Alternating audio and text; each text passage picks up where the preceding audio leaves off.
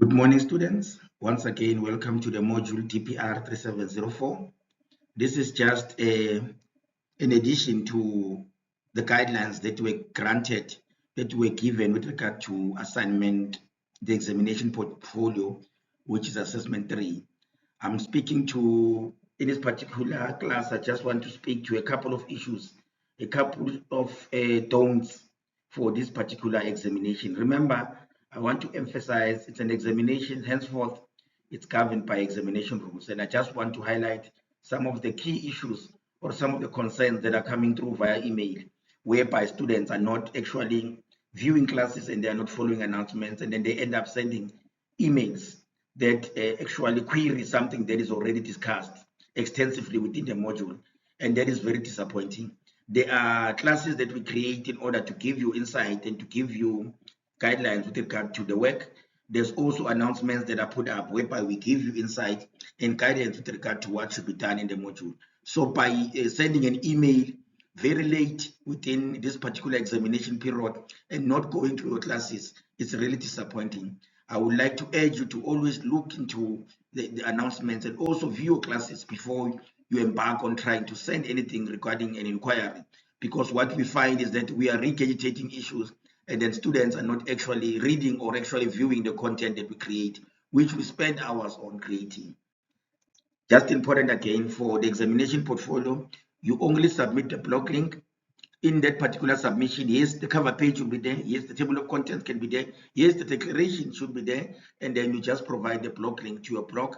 Remember, everything we mark should be on the blog, from the digital press release up to the integrated brand marketing plan. So everything should be on the blog. We should get the links or the handles to your social media sites on your blog in order to access the data that you would have embedded in those particular platforms, so that we can give you the maximum marks of 15 marks per social media posting.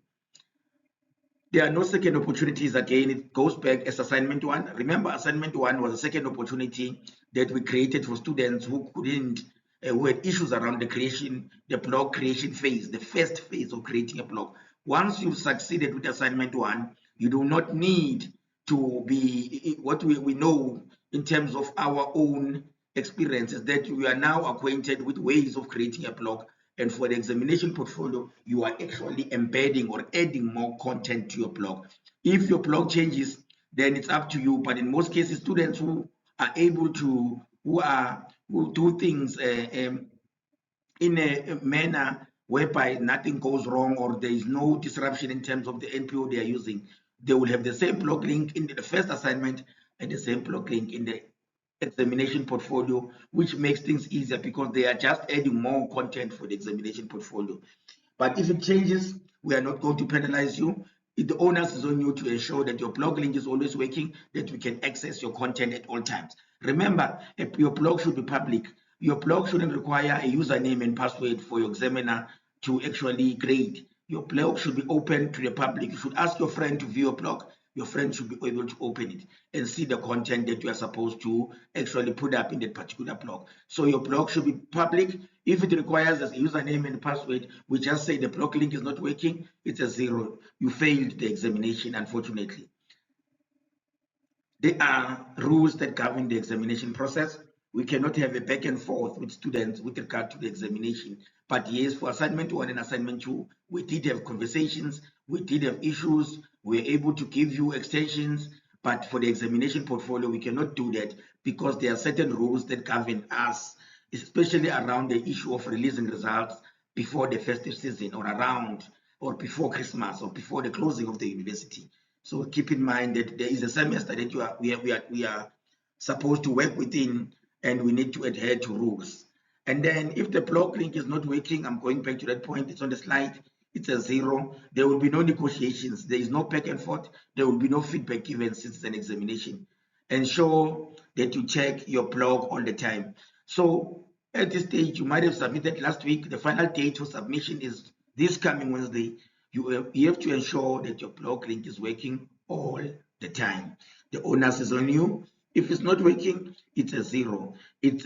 We are making it explicit. It's a 0 if the blog link is not working.